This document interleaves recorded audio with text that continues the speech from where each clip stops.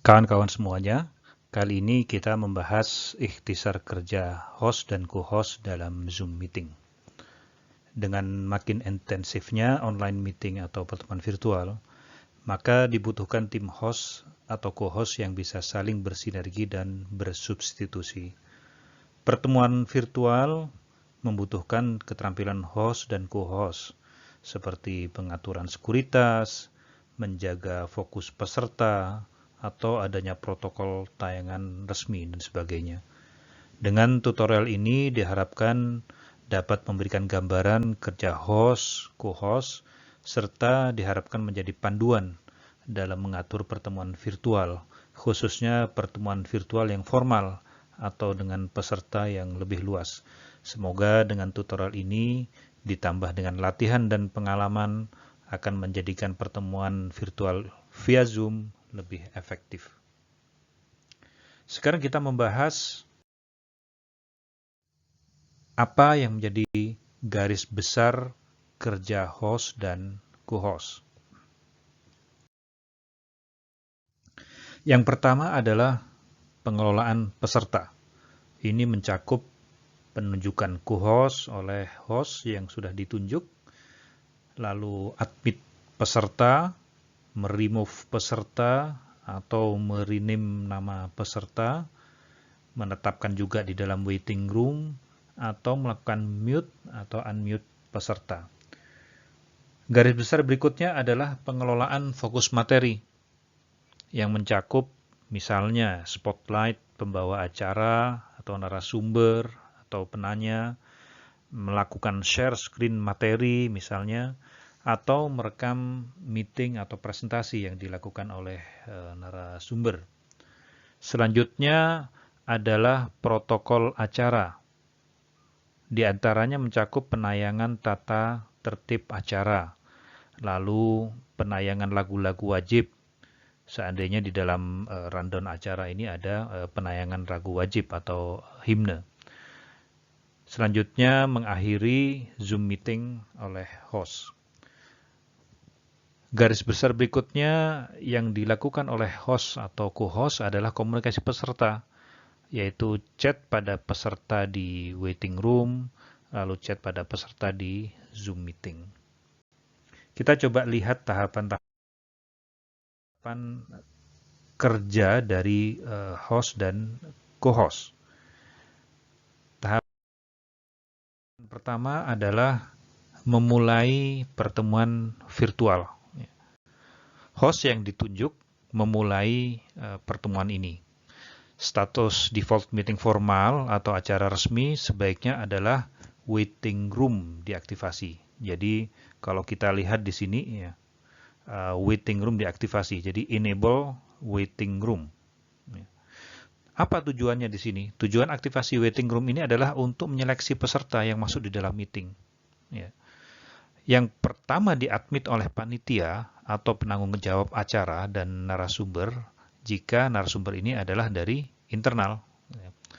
Jadi terutama untuk pertemuan-pertemuan virtual yang publik, yang pesertanya bisa lebih dari 100, maka enable waiting room ini sebaiknya dilakukan karena supaya kita bisa menyeleksi mana yang peserta yang sudah terdaftar atau tidak, kecuali memang tidak ada batasan peserta yang masuk di dalam pertemuan virtual ini.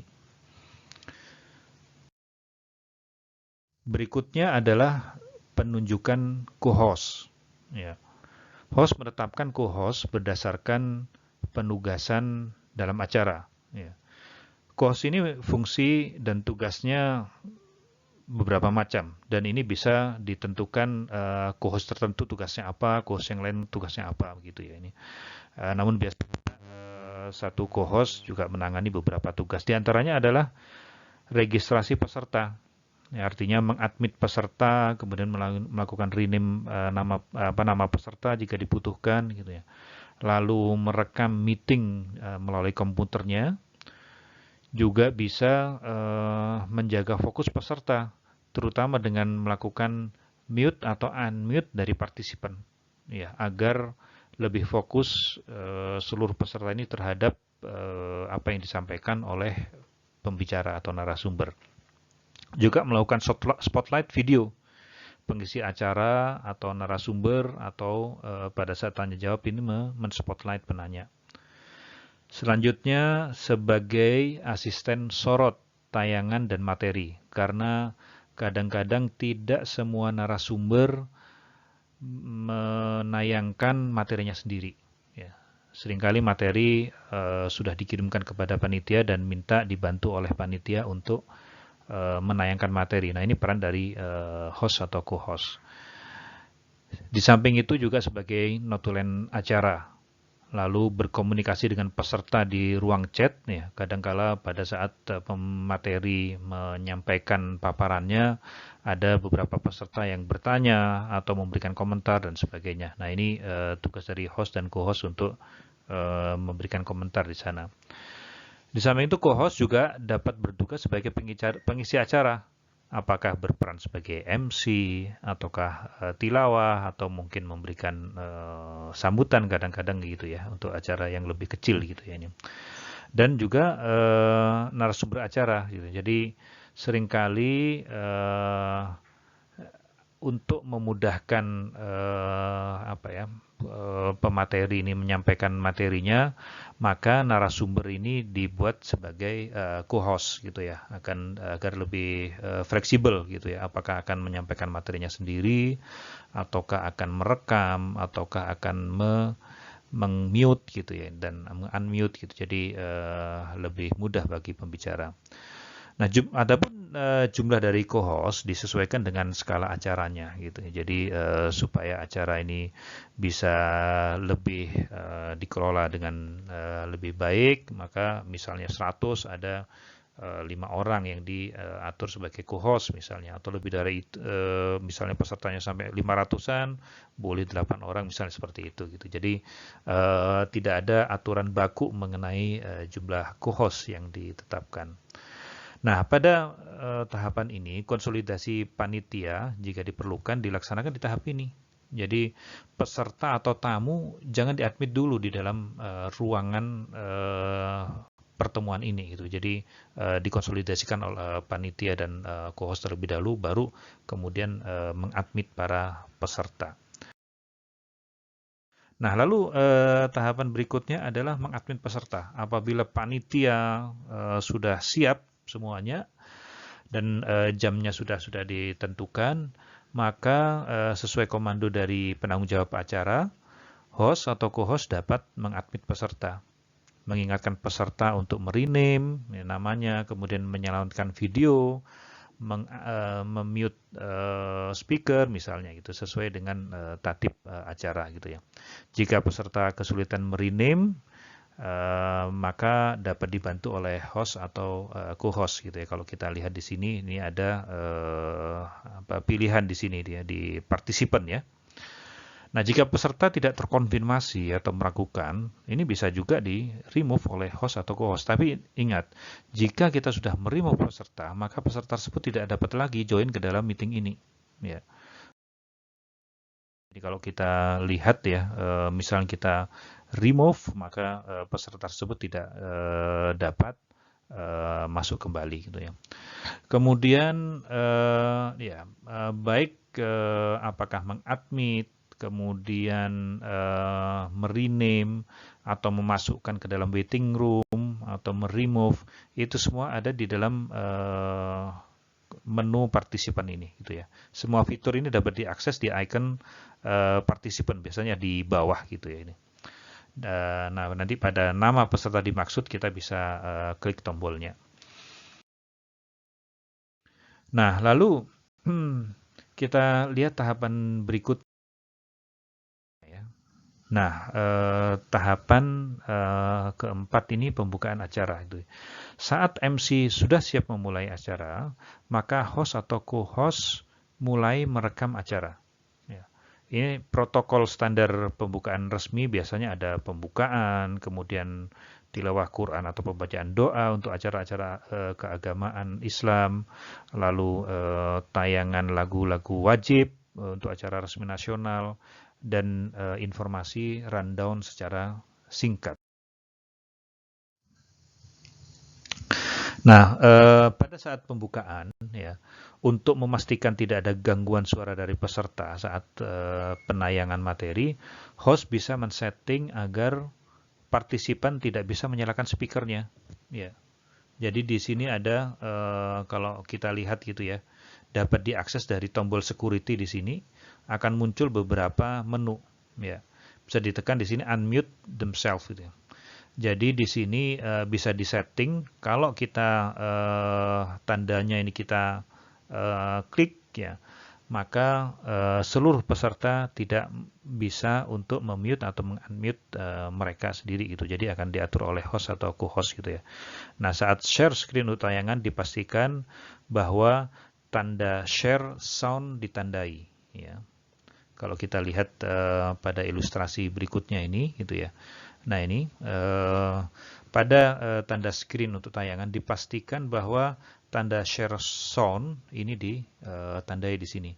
Karena jika tidak demikian, apabila kita menayangkan video, maka videonya muncul tapi suaranya tidak keluar.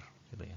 Nah ini yang sering terjadi manakala acara-acara pertemuan virtual dengan pemutaran video. Nah, pada saat bila ada penayangan video, misalnya apakah lagu Indonesia Raya atau Mars atau organisasi gitu ya, sebaiknya panitia kita, host atau co-host sudah menyiapkan playlist terlebih dahulu di Windows Media Player gitu ya.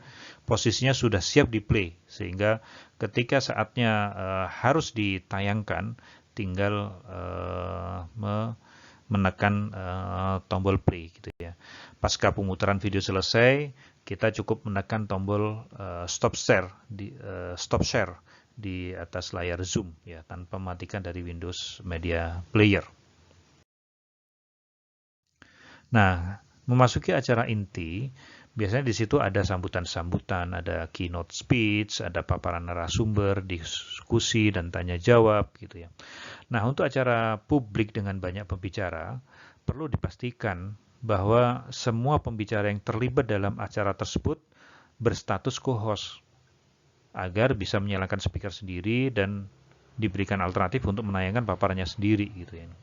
Karena jika tidak dibuat co-host, biasanya sebelum acara mulai nanti masih diminta oleh pembicara untuk supaya menjadi co-host gitu ya. Nah, jadi ini sudah bisa otomatis dilakukan oleh host atau co-host supaya oleh host untuk membuat co-host para pembicara gitu.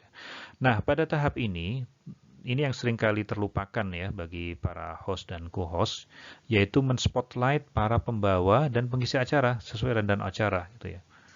Ya. Nah, ini fitur ini diakses di tombol partisipan pada nama yang dimaksud gitu ya. Caranya seperti ini gitu ya. Jadi kita bisa tekan tombol yang ada namanya di sini, kemudian kita pin untuk ke semua partisipan gitu ya, supaya kita bisa melihat spotlight ini dilihat oleh seluruh partisipan. Nah, berikutnya adalah tanya jawab gitu ya. Untuk acara publik dengan banyak peserta, peserta yang akan bicara perlu diaktifkan speakernya oleh host atau co-host gitu ya. Nah, ini perlu ada pembagian tugas yang baik di antara co-host apabila co-hostnya lumayan banyak gitu ya, ada beberapa orang gitu ya. Lalu jika peserta tidak banyak atau meeting bisa dikondisikan dari gangguan suara, fitur allow participant to unmute themselves bisa kita nyalakan kembali pada saat diskusi tanya jawab ini gitu ya. Jadi supaya para peserta yang tanya bisa langsung menghidupkan speakernya masing-masing gitu ya. Atau bagi peserta yang raise hand selesai bertanya dapat di lower hand gitu ya oleh host dan co-host supaya tidak mengganggu di dalam acara ini. Nah, pada saat penutupan acara, biasanya termasuk di dalamnya adalah ada foto bersama. Jadi biasanya MC mengarahkan kepada seluruh peserta untuk membuka videonya. Nah, ini biasanya host atau co-host melakukan screenshot peserta. Ya, ini sebagai dokumentasi acara tersebut. kemudian mengakhiri acara Zoom. Nah, rekaman Zoom yang tadi kita sudah set di awal biasanya tersimpan di folder My Document subfolder Zoom. Kawan-kawan semuanya, demikian tutorial ikhtisar kerja host dan co-host dalam Zoom meeting. Semoga bermanfaat. Pengalaman adalah guru terbaik. Salam.